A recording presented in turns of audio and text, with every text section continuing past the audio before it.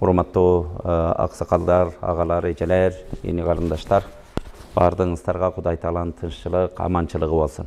Ибрахим деген улуу пайгамбар, ушундай пайгамбарлардын башына улуу сыноолор келген. Бул дүйнөдө эң сыноолордун чоңу пайгамбарларга, андан кийин ыйманына жараша келет экен.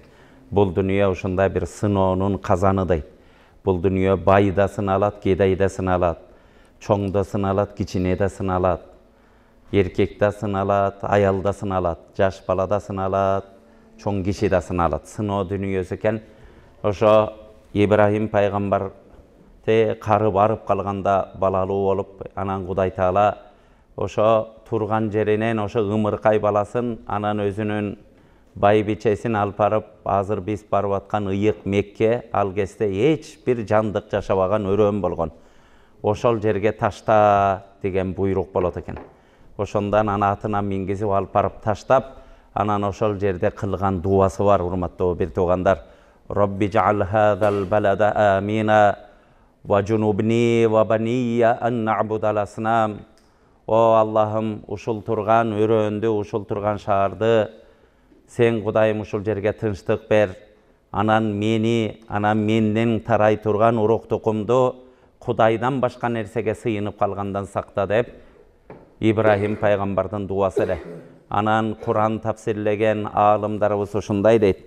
Ибрахим пайгамбар мына биринчи сөз эмне болду? Биринчи сөзү Алла Тааладан тынчтык сурады деген, урматтуу бир туугандар. Пайгамбарлар кандай кылып сурашты, Алла Таалага кандай адеп менен кайрылышты, пайгамбарлардан жакшы билген заттар болгон эмес Кудай Таалага. Эми бардыгыбыз эмне үчүн бул нерселерди айтып атабыз? Жерге бизде бардыгыбыз ошо чогулган жерлерде тынчтык болсун. Былтыр көрдүңүздөр, бир-эки каргашалуу жана баткенде аны улам убакыт өткөн сайын адам экенбиз, унутуп коет экенбиз ошондой кыйын күндөрдү. Бирок ушу канчалаган балдарынан ажыраган жерлерге барып, кан жутуп аткан ата-энелердин жанына барып, ошол жерде аскерлерибизге ошо жаназа намаз, Куран окуган жерлерде болуп аттык. Урматтуу бир тууган, ошо жакта бир каргашалуу окуя болуп атканда ар бир Кыргызстандын жаранымын, ушул өлкөдө жашайм дегендин ар бирибиз кандай ойлонгонубузду жакшы билели. Кече коронавирус деп бир бала келди эле, жаныбызда жүргөн адамдардан ажыраганда жан деген кыйын экен бул дүйнөдө. Ар кимибиз ошондо Кудайга кандай жалынып калган күндөрүбүздү дагы бир эстейли. Адам баласы мындай тынч болуп калса, бир аз проблемадан алыс болуп калса, өзүнүн ким экенин унута баштайт экен. Кудай Тааладан алыстай баштайт экен. Урматтуу бир туугандар, Кудай Таала ушундай бир керемет болгон, көзүбүздүн карегине тете болгон мекенибиз бар. Мен жаш кезибизде, 20 жашыбызда уш жерден кетип, 8 жыл Египет мамлекетинде окудум. Азыркы эми сыртка барып окуп аткан балдардын бардыгын айтып атам. Эми азыркы үйдөн чыккан ааламдын тиги бурчу менен бул бурчу окшош эле болуп калды. Аалам жакындашып кетти, көрдүңүздөр. Биздин учурларда ушундай азыркыдай WhatsApp, азыркыдай телефон деген жок эле. Эптеп бир 10-15 доллар стипендия алат элек, ошону бир нерсесин экономдоп, ошо тамагыбызга эптеп ачка жүрүп, ошо 4-5 долларды үй бүлөбүз менен атамдын үнүн бир угуп койсом, энемдин бир жолу үнүн угуп койсом деп ошого сактайт элек. Анан ар бир секунд, ар бир минутубузду, урматтуу бир туугандар, ошол жерде санап туруп жашачу элек. Бул нерсени эмне үчүн айтып атам? Бирок мекендин баркы ушундай. Ошол жерде акыркы жылдары жүргөндө, Кудайым, ушул жерден аман эсен кетсек, барып мекенимде сугатчы боломбу, жүк көтөрүп иштейинби, аман эсен атамды көрүп, эптеп мекениме аман эсен жетип алсак деген да күндөр болгон. Мекен деген ушундай барктуу болот, ушундай керемет болот, урматтуу бир туугандар. Пайгамбарыбыз саллаллаху алейхи ва саллям дагы бул дүйнөдө бардыгыбыз мусулманбыз. Сүрүштүрүп келсек, урматтуу бир тууган, ар бир өбүстүн ушул жерде отурган ар бир өбүстүн аталарыбыз бир ушундай бир системада жашап калды дагы, бир аз намаз окубай калышы мүмкүн. Бирок бул жерде эч ким айта албайт. Менин чоң атам намаздан алыс болгон, менин чоң атам ушу Кудайдан алыс болгондо бир да кыргыз айта албайт, урматтуу бир тууган. Биздин чоң аталарыбыз, алардын аталары Uşu 100% namaz okugan, 100% Kur'an'a başı iген, Kuday dep жашаган адамдардын тукумдарыбыз. Эч убакытта унутпайлы. Атанын, эненин жолунан өзүнчө кетем, мен андан акылдуумун дегендерди көп көрдүк. Алар эч убакытта узабайт. Бардыгыбыз Кудайдын кулубуз. Көрдүңүздөр, күнүнө чачтын агарып атканы, белдин бекче ийип атканы, бир аз жүрүп аткан басыгың жайылап калганы, бул Кудайга жакындап атасың, эсеп кысапка жакындап атасың деген сөз. Бардыгыбыз ошо кыска дүнүйө экен бул дүнүйөдө. Дүнүйөнүн андай жылтыр-жултуруна алданбай, урматтуу бир туугандар, ошо мекенибизге бир кызмат кылып калалы. Мекен деген ушундай улук. Пайгамбарыбыз саллаллаху алейхи ва саллам адамзаттын эң улугу болгон. Ошо пайгамбарыбыздагы башына сыноо келгенде Меккеде адамдарга даават кылыбай бир Кудайга сыйынгыла, ар ким ташка, даракка, ар нерсеге сыйынган болбойт. Кудай деген бир деп Алла Таала Кудайды тааныта баштаганда адамдардын арасына жакпай баштайт. Меккеде ошондо байлар короолоруна 100дөгөн, 200дөгөн кулдарды киргизип, каалаганын чайрандаган учур болгон экен. Бирок пайгамбарыбыз келип тең укук деген бар. Адам деген кереметтүү, ар бир адамдын укугу бар. Бай жеген тамакты кедей да жеш керек дегенди пайгамбарыбыз киргизген. Бир Кудайга сыйынышыбыз керек. Адамды адам езгенге адамдын акысы жок дей баштаганда, ошол жердеги байлар батырган эмес. Меккеде ар кандай айланы ойлоп таап, пайгамбарыбызга ыйман келтирип, пайгамбарыбызды ечип калгандарды өлтүрө баштагандан Алла Тааладан уруксат берилип, Мадина шаарына көчкүлө дейт. Ошондо хижрат кылып пайгамбарыбыз бүтүн сахабаларды өзүнө ыйман келтирген бир уч эле адам бар эле.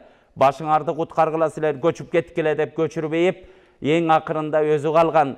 Ошондо жанында бир Абу Бакр радыйаллаху анху деген улуу сахаба досу менен калып, адамдарга аманаттарды тапшырып, анан Меккеден чыгып кетип баратып, Меккени карап ыйлайт дейт. Батынып сурай албадым. Дагы канча бир жер жүрүп, кайра Меккени карап дагы ыйлайт. Дагы батынып сурай албадым.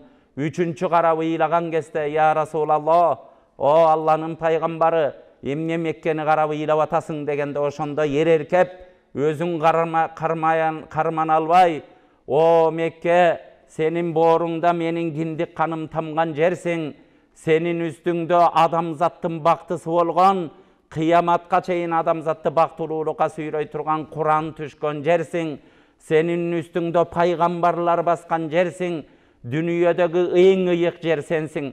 Сенден чыгарышпаганда мен чыкпайт элем деп Меккени карап, ушинтип ыйлап туруп кеткен. Мадина шаарына барган учурларда Мадинада пайгамбарыбыз катуу ооруп калат, жанында сахабалар ооруп калат. Ошол учурларда урматтуу бир тууган, пайгамбарыбыз чыгып Мадина шаарынын тегерегин ушу дубалдар менен тосуп турчу экен.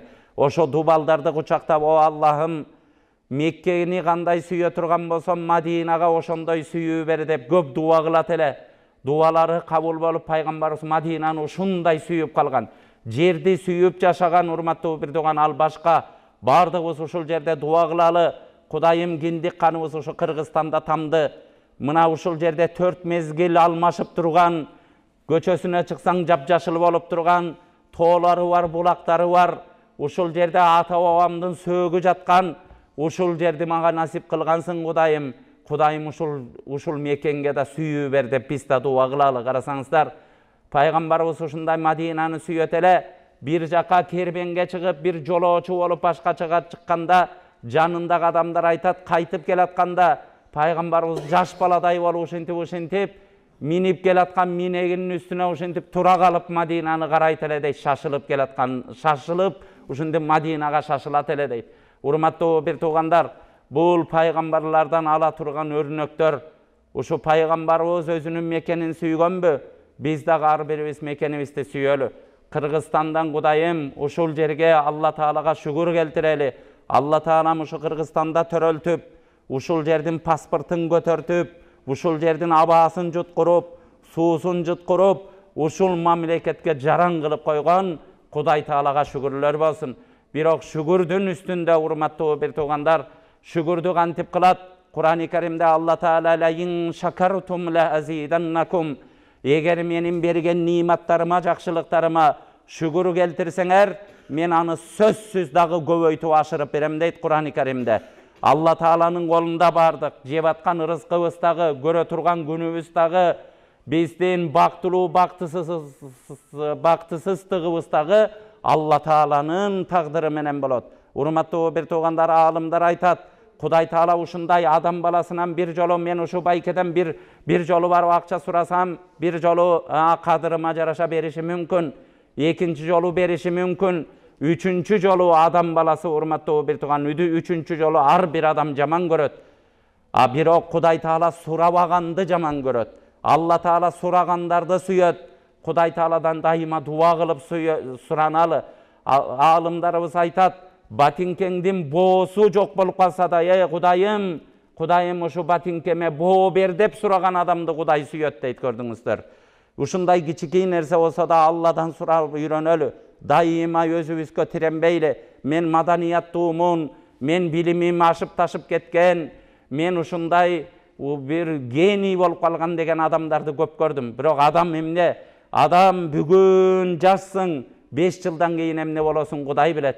Бул жерде отурган канчабыз бардыгыбызга Алла Таалам жакшы жашоо берсин. Жаман тагдырлардан сактасын, урматтуу бир туугандар.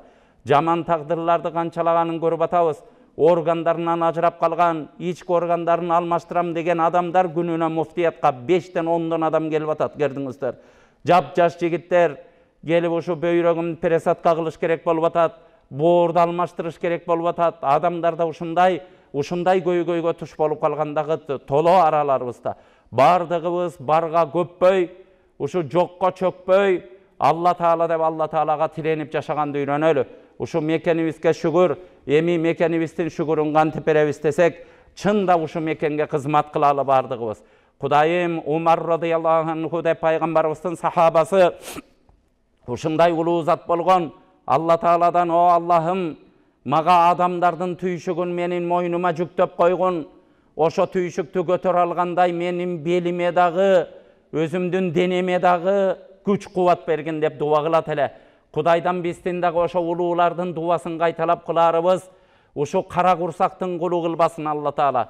Кара курсакты кечиресиңер, көчө малда эле тойгузуп атат. Рызкыны Алла Таала бирөөнү бар бирибизди ошо малдын кызматчысы кылып бактыртып, ошолорду малда эле тойгузуп атат. Ал Алла Таала берип атат. Чуркап берип, балаңды карабашың мүмкүн. Балаңды барып шаардан өзүңдүн курсаңды тойгузуп жедеп атабыз. Бирок биз үйүбүздөгү кой уйларыбызды барып багып атабыз. Бул дагы Кудай Таала сени ошо малдын кызматчысы кылып коюп атат. Ошонун курсагынын тоюшуна Алла Таала сени себеп кылып коюп атат. Алла Таала бул дүйнөгө жандык жараттыбы? Ырыскыны кошо жаратат. Аалымдар айтат, сенин ырыскыңан коркпогонуң, сени бир шамал куюн келип бир жака учуруп кетсе, Алла Таала артынан бир куюн жаратып туруп сенин ырыскыңды кошо учурат деген. Биз ушу ырыскыдан коркуп отуруп, бир туугандан тууган ажырап, атадан бала ажырап, кошунадан кошуна ажырап, бири-бирибизден ушинтип алыстап, ушундай замандарга барып атабыз. Урматтуу бир туугандар, бардыгыбыз динибизге жакын бололу. Мекен сүйүү үчүн да дин керек, адам ыйман керек. Аалымдар айтат, Кудайдан башкадан коркпогунуң, бир гана Кудайдан коркунуң, бирок экинчи да корко турган нерсе бар. Экинчи кандайдан коркосуң десе, Кудайдан коркпогондон коркунуң дейт. Кудайдан коркпогон адам ар балекетти кылат экен, урматтуу бир туугандар. Кудайдан коркпогон адам адамдын убалынан да коркпойт экен. Кудайдан коркпогон адамдын каргышына калам деп да коркпойт экен. Кудайдан коркпогон ата-эненин нааразычылыгынан да коркпойт экен. Кудайдан коркпогон бир туугандын кусурунан да коркпойт экен. Бардыгыбыз Кудайдан корколу деп дуа кылалы. Бул жерде энекелерибиз отурат. Ата-эненин дуасы кайтпай кабыл болот деген пайгамбарыбыз. Балдарыбызга бардыгыбыз дуа кылалы. Ыймандуубуз, урматтуу бир туугандар. Бизде кичине анча-мынча Кудайга шүгүр, мына бардыгыбыз шүгүр дейли. Жашоолорубуз бул жерде мына улгайган адамдар билесиздер, 90-чы жылдары Союз кеткенде бизде ушу бир ачарчылык эле болуп калды эле го. Макаронду ушинтип кичине макарон кууруп жеген үй бүлө бактылуу көрүнүп калган. Ошо кезде студентчилик болгон. Азыр көрдүңүздөр, ушундай токчулуктан адамдар кутуруу эмне кылышын билбей калды. Азыр көчөдө ачка адам жок, көрдүңүздөр. Ачка адамды тияктан барып эле свалкадан таап келбесең, азыр ачка адам жок болуп атат. Ilgeri bir akılman adam aytkan eken, карасаңыздар, ilgeri barganda mına gübö bu jerde mına jaşı ötkön adamlarыбыз oturat 60-70'ke çıkkan. İlgeri barıp durup больницага barsaң, кичине эс алчы курортторго барып, өзүңдү эс алдырчы, biraz şorpo, güçtürök tamak işçi dep ушинтип диагноз койчу билесиңер, 90% калкка кичине өзүңдү кыйнабачы, денең күч алсынчы, güçtürök tamak işçi dep. Азыр больницага барганда эмне деп атат? Диета кармачы деп атат. Койчу тамак иче берип уже болбой калыптыр, организмин көтөрбөй калыптыр. Физический иштечи, кыймылдачы деп атат. Туурабы, көрдүңүздөр? Жашоо кандай алмашып атат? Канчалык токчулук болуп кетти. Бирок жок дей бере турган болсо, урматтуу бир тууган, эч нерсе жок эмес. Адамдардын курсагы тойду. Бирок, урматтуу бир тууган, бул дүйнө сыноо экен. Алла Таала жокчулук менен да сынайт экен, барчылык менен да сынайт экен. Бирок жокчулуктун сыноосун көтөрүш оңоюраак болот экен. Анда адамдар биригет экен, бири-бирине боору кере болот экен. Барчылыктын сыноосун көтөрүш кыйын экен. Адамдар кутуруп, ошо өзүнүн релистен чыгып бүтөт экен. Урматтуу бир тууган, бул турулуу нерсе. Буга ишенебизби, ишенбейбизби, жашоо ишендирип атат. Практикалык жашообуз ишендирип атат. Ошон үчүн шүгүрдай эле, элибизге кызмат кылалы. Бу мекендин үстүндө адал жашайлы бир туугандар. Кудайга ишенип жашайлы. Карасаңыздар, азыр бизде мына мусулманчылыгыбыз бар үчүн бир нике кыйып атканда, кээ бирөөбүз динден алыс болбойлу бир туугандар. Үйлөрүбүздө балдарды ак жоолук алып, ак жоолук салып келин алышты. Ар бириңерге насип кылсын, ар бирибиздин үйүбүзгө насип кылсын. Үйлөрүбүздү, кыздарыбызды нике менен үйдөн turmuş jolgo uzatууну ар бир ата-энеге насип кылсын. Бирок көрдүңүздөр, эмнеге кайрылгым келип атат. Биз нике десе, бир молда келди, сен кабыл кылдың деп бириндеп, амин деп койду деп эле түшүнөбүз. Бирок көрдүңүзбү, никенин улуулугу ушундай экен. Алла Тааланы күбөлүк алып, ошол жерде күбөлөрдү, мусулмандарды күбө кыяматта өтөсүң ушу адамдын никеси кыйылганына деп, Алла Тааладан жакшылык тилеген үй бүлөдөн төрөлгөн бала эч убакта ата-энени таштай албай калат экен. Көрдүңүздөр никенин улуулугун. Бизде мына аталарыбыз билет, согуштан кийин ачарчылык болуп адамдар ошо бир токошту бир айыл бөлүп жеген учурларда дагы, ошо кезде биздин Фрунзе, азыркы Бишкек шаарыбыз Фрунзе шаарындагы карылар үйүнө бир мусулман, мисалы үчүн кыргыз, казак, уйгур, өзбектен архивтерден барып карап көрдүк. Ошо алып барып түшүп калгандар, эмне болуп түшүп калган, тагдыр балдарынын баары согушта өлүп, бир кырсыктап жок болуп кетип, анан барып өкмөт алып барып терип алып барып ташташ экен. Жүрөгүндө ыйманы болгон мусулман ата-энени таштаган эмес. Бирок азыркы күнгө эмнелер жетип калды? Ортодон никелерге көңүл бурбай калдык. Келип туруп койчу деп туруп, анан балалуу болгондон кийин нике кыйдырып калдык. Карасаңыз, канчалаган карылар үйү бар, анан жанды кейите турган нерсе 90% мусулмандар толтуруп атат, көрдүңүздөр. Карылар үйүнө бир жолу памперс, башка бирдеме шейшептерди алып барып жардамга барсак, бизде бир 300төн ашык адамдар ошол жерде карылар үйүндө экен. Барсак, бир-эки киши библиотека жасап коюптур. Илгери Союздун, жазуучулар союзуна мүчө болгон адам тагдыр ошол жерге түшүп калган. Билимдин адамы, 40 жылдан ашык завуч директор болуп, школдорду башкарган бир апа түшүп калган. Экөө баягы байкуштар библиотека жасап коюштур. Чыгып эжеден сурадым. Директор эжеден сурасам, булар кандай болуп түшүп калып атат, мен таң калып атам десем, кээ бирөөнүн 5 эркек баласы бар, кээ бирөөнүн 10 эркек баласы бар дейт, көрдүңүздөр. Анан мени күйгүзгөн жери дейт, эң акыркы үлгүдөгү машинелерди айдап келип, балдары 1-2 пакет алып келип кетишет дейт. Келгендейин эне байкуш ошону кармап алып томсоруп 2 саат ойлонуп тура берген энелерди көрөм ошол жерде дейт. Элестетип көрөлүчү, урматтуу бир туугандар, биз качан кыргыз эли барып ата-энени ошо жака ыргытчу эле, мына аталарыбыздан сурайлычы бир, каяка баратабыз, бардыгыбыз жөн эле телтелектеп, ар нерсени туурайлы дебейли, ар нерсе Европага окшошолу дебейли, Европа бизге окшошуп алсын, урматтуу бир тууган. Атаны ата деп алсын, ыйманды туурап алсын, көрдүңүздөр. Биздин динибиз бар, ушундай улуу динибиз. Динибиздин тарбиясы, жүрөгүбүз ушинтип туруп атаны кантип ыргытам деген нерсеге ушинтип келгенбиз. Bardığыбыз elestetip көрөлүбүзчү, аталарыбызга тизелегенди кой. Каяша айтпай койгонубуз барбы бул дүйнөдө? Bir atamды сыйлай алдымбы деп bir жолу суроо берип көрөлүчү. Диндин улуулугу ушул экен, урматтуу бир туугандар. Бардыгыбыз динибизге көңүл буралы. Ар бирибиз, бул жөн эле келди, мен ушундай жашай берем дебейли. Динсиз жашоо бул өлүк жашоо, урматтуу бир тууган. Динсиз жашоо жөн эле малдын жашоосу. Динден алыс болуп жашаган ушул нерсени унутуп албайлы, унутпайлы.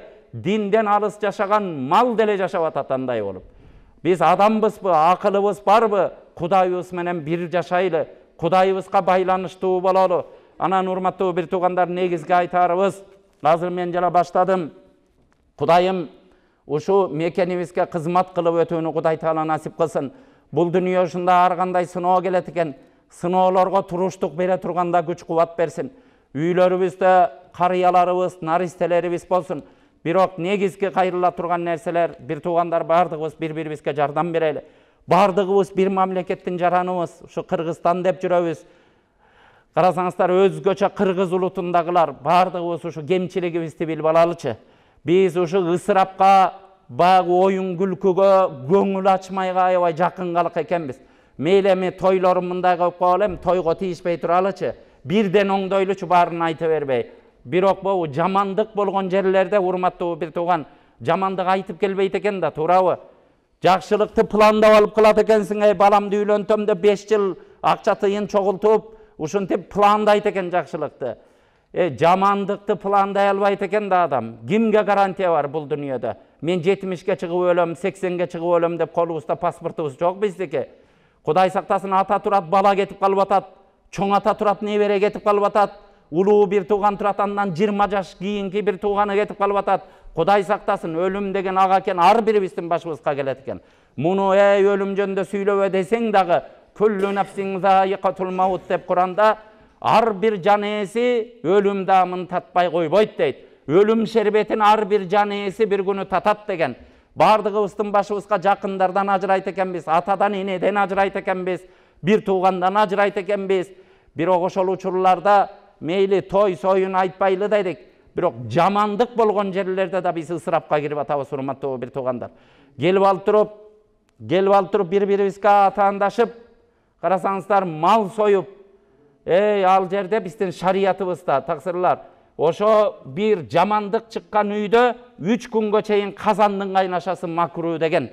Ошо жамандык чыгып кан жутуп отурган, кан жутуп ушучу кайгыга батып, кан жутуп отурганда бир жакыныңан ажырады дейли. Карасаңыздар, атасынан картаң атасынан ажыраса дагы адам жүрөгүн токтото алат экен. Кудай сактасын, үйүнөн баласынан ажыраган кишинин тамагынан суу да өтпөй калат. Кудай сактасын, суу өтпөй калат.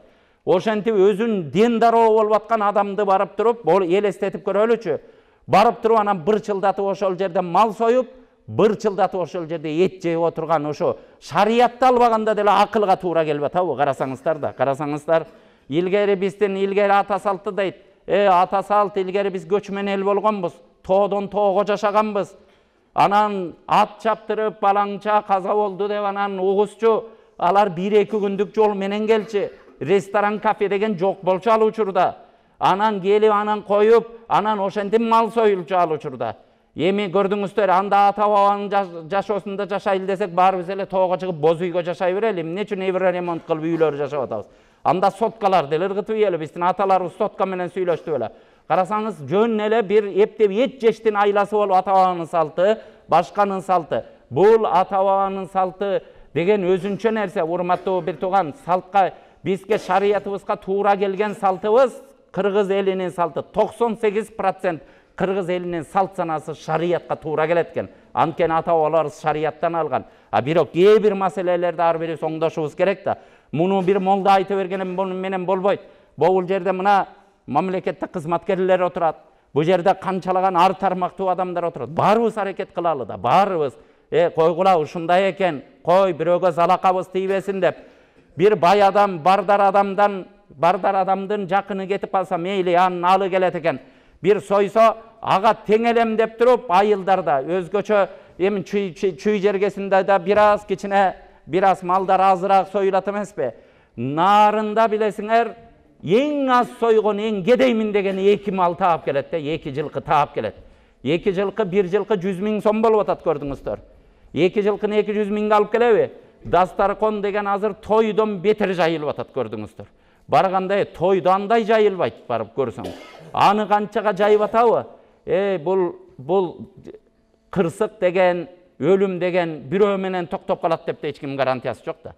Мен bir adamды таныдым, 10 жылдын ичинде 7 киши bir үйдөн кетти. 10 жылдын ичинде. Кырсык арт-артынан. Ошону жабам деп отуруп, мына 30 жылдан бери баласына ботинка алып бергенге алы жок. Өзү уже давление болуп, оорулуу болуп, азыр эч ким карабай турган абалга келди. Өмүр бою ушундай жашады, көрдүңүздөр. Мындай фактылар мен баары нарында да айттым.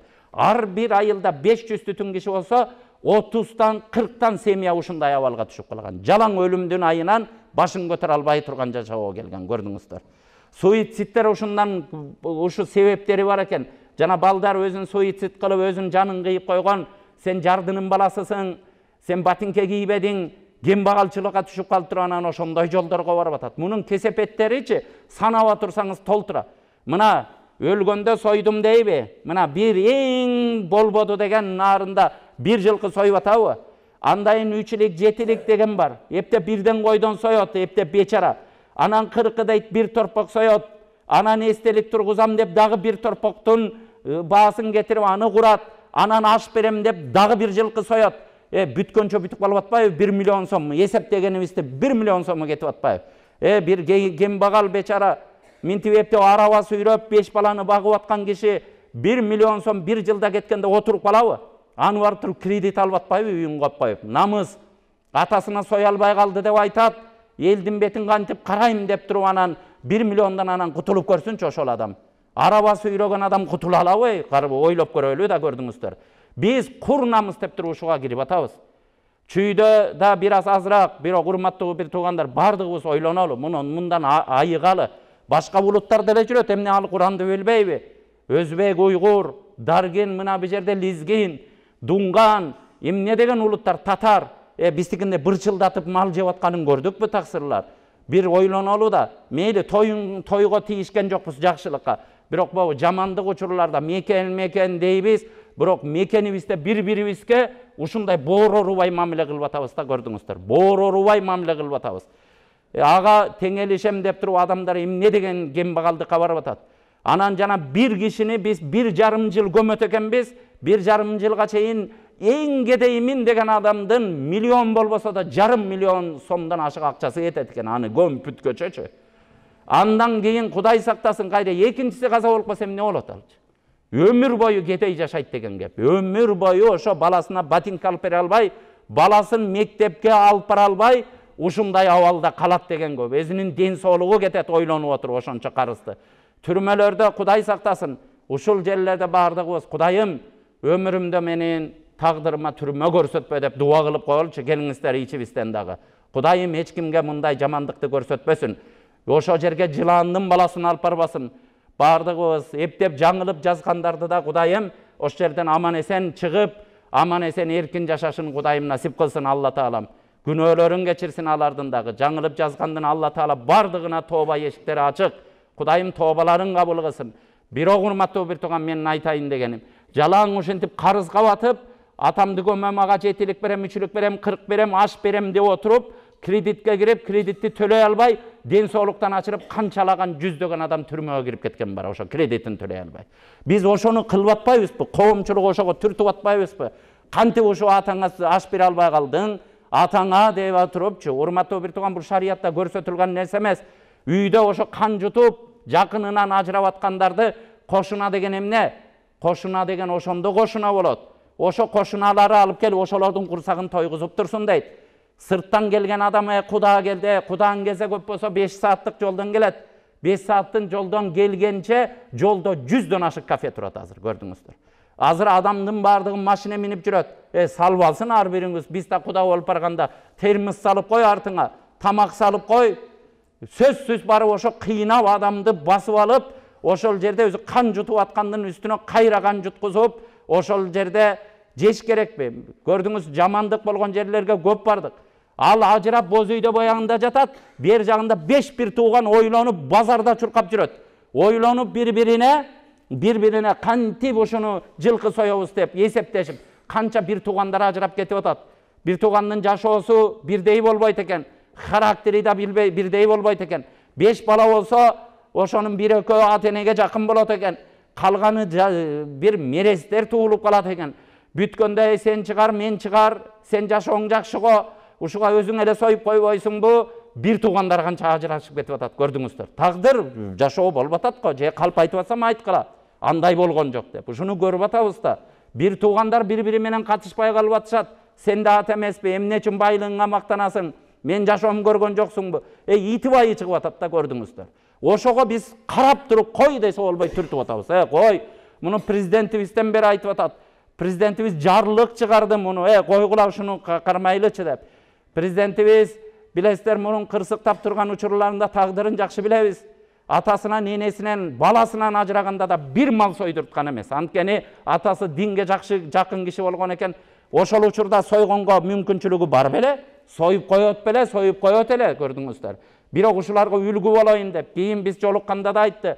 Ушул нерселер тыялы, адамдарды өстүрбөй атат, биз жаман адаттарыбызды тыялы деп. Буга коомчулук жардам бериш керек экен да. Барсаң макул, туура ошондой болуп атат. Республиканы бүт кыдырдык. Барып өзгөчө Нарын областында мен өзүм нарындык болом. Ал жерде ачык бир туугандарым, силер ушу деп туруп ачык айттым. Айтсам зал 500 киши отурат, бүт бары туура дейт. Бүт бары, ой, топ туура, эч 1% туура эмес сүйлөп аткан жоксуң. Чыгып эле кайра кылат да, көрдүңүздөр да. Угуп койгон башканы кылган башка да. Мекенибизде эмне үчүн баштадым? Мекенибизде тынчтык болсун деген, мекенге кызмат деген ушундай. Адамзатка боорор уйлуу да бири-бирибизге. Байкуш боолар, бечаралар, байга теңелем деп туруп тигинин дагы ошондой кембагалчылыкка түшпөсүн дейли да, көрдүңүздөр. Урматтуу бир туугандар, ушу нерсени дагы ойлоп коелу. Бардыгыбызда ата бар, эне бар, көрдүңүздөр. Ата-энең, атаң өлгөндөн кийин түрүү кезинде бир карап койбой, ушундай балдарды билем. Миллиондогон акчаларды таап кутуруп жүргөндөрдү билем. Бирок айылда жаткан ата-энесине 10 000 сомго, 10 000 сомго бир аристон коюп берип койбой, урматтуу бир тууган. Бирок шаарда миллиондогон акчаларды чачып жүрөт дагы, өлгөндөн кийин барып 4-5 жылкы союп калат да, көрдүңүздөр. Бул нерселер, көрдүңүз. Бул тирүү көзүндө сыйлап алалычы ата-энелерди. Ата-энеңе боорору атсаң тирүү көзүндө курортторго алып барчы, больницаларга текшерилчи, умурага жөнөтчү, ажыга баргызчы, адамдарды жакшы жерге алып барып кийим алып берчи. Түрүү кезинде карабайсың да, өлгөндө ал жалган сенин айтып атканың. Ал кылып атканың, союп аткан жылкыларың мактаныш үчүн, өзүңдүн досторуңду коноктош үчүн эле союп атасың анычы. Ал атаңа күйүп кеткен жоксуң. Түрүү кезинде кылбайсыңбы? Өлгөндөн кийин ал жылкы сойгонуң ал пайда бербейт. Өлгөндөн кийин ошондо ашып ташып атсаң, атаңдын атына арнап мечит сал, көчө оңдо, кембагалдарга жардам бер, жетим жасырге үй салып бер, адамдарга жардамдаш, коомдук иштерди кыл, садик салып бер, мектеп салып бер, китеп чыгарып бер, жакшылык нерсе толтура артынан жеткире турган. Урматтуу бир туугандар, бул нерселерден убактыбыз кыска экен. Эмне үчүн айтып атабыз? Бүгүн жолуккан жерлердечи жөн эле эми сиздерди аким жыйнап койсо, для галочки жыйналып койдук эмес. Ар бирибиздин ишибиз ал өзүнчө нерсе. Бирок коомдук жашоо ал өзүнчө нерсе. Бардыгыбыз бир түшүнөлүчү ушул нерселерди. Үйлөрүбүздө бир сөз береличи, койгула могу нерсени азайталы деп бири-бирибизди тыялычы, көрдүңүздөр. Тыйылсак эле тыйылабыз да. Илгери 30 жыл мурун билесиздер, өлгөн жерде да арак ичип калышкан. Арак ичип алып, билесиңерби, баласы атасын көмгөнгө бара албай калган күндөрү толтура фактылар жолуккан. Бирок адамдарга айта берип түшүндүбү? Азыр андай нерсе жок, көрдүңүздөр. Кудайга шүгүр. Элибиз динге келип, буну болбойт дей бербейли. Болот экен го. Бизде 30 жыл мурун келгенде адамдар такыр динден алыс болду эле, азыр Кудайга шүгүр. Азыр ичкилик дегенде жаш балдар ичпей калды, туурабы?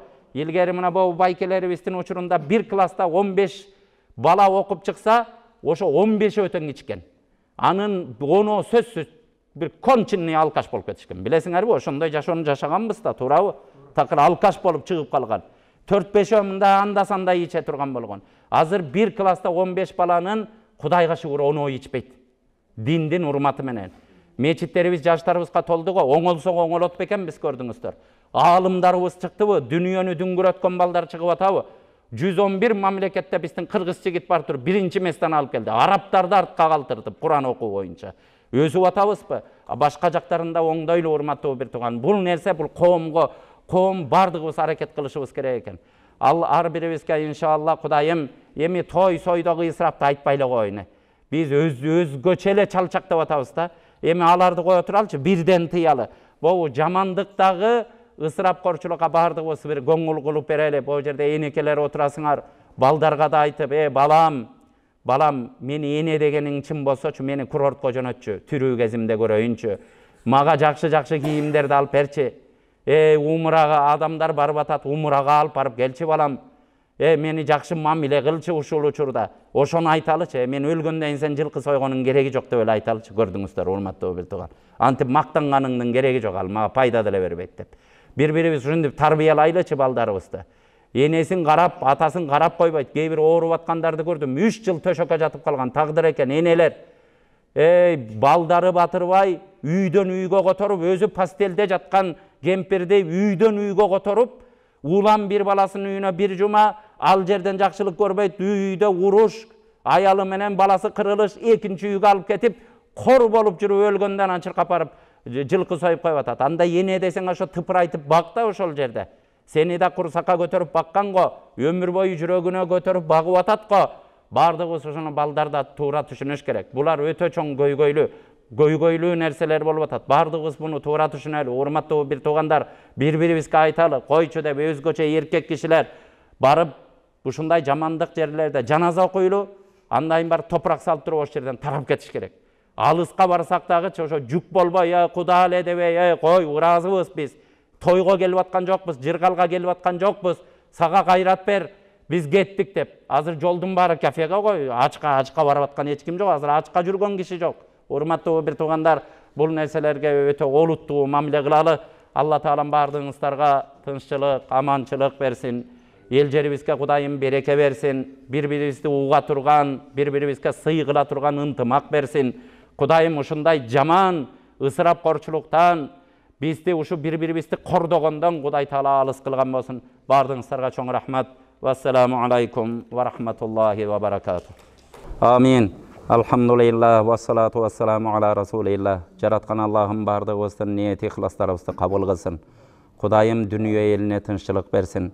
Азыр мына каргашалуу атадан бала ажырап, энеден бала ажырап, баладан эне ажырап, кан жутуп аткан ошо Палестина мамлекетине Кудайым жардамын берсин. Алла таалам ошо каргашалуу окуялардан тез аранын ичинде Кудайдын жардамы менен чыгып кетишин Кудайым өзү насип кылсын. Кудайым ааламдын эч бир жеринде Кудай таала ок атылуу болбосун, өзүң жардам берген. Алла таала биздин күнөөлөрүбүз аркылуу кээ бир кырсыктар келип кала турган болсо, Кудайым бизди өзүң кечирген болгон. Алла таала ошондой өзүңдүн каарыңды чакыра турган күнөөлөрдөн алыс жашаганга Кудайым өзүң ийгилик берген. Алла таалам алакан жайып ушул жерде аксакалдарыбыз отурат. Мына ушул райондун энекелерибиз отурат, эжекелерибиз, инилерибиз, агаларыбыз. Бардыгыңыздарга Кудай таала жакшылык берсин. Үй бүлөңүздөргө тынччылык, аманчылык берсин. Мал дүнүйөңүздөргө Кудай таала береке берсин. Тапканыңар жакшылыкка жумшалсын. Алла таалам жамандыктардан алыс кылсын. Кудайым бардыгыбызды эл журтка кызмат кылгандай, Кудай таала тагдырларыбызды Кудайым ошондой түз кылсын. Кудайым оору сыркоодон өзү сактаган болсун. Оорулар болгон болсо шыпа берсин, кыйналгандарга жардам берсин. Кудайым кулум десин, эки дүйнөнүн бактылуу инсандарынын катарына койсун. Ва саллаллаху таала ва саллам аля хайри халкихи Мухаммад ва аля алихи ва асхабихи ажмаин. برحمتك يا أرحم الراحمين.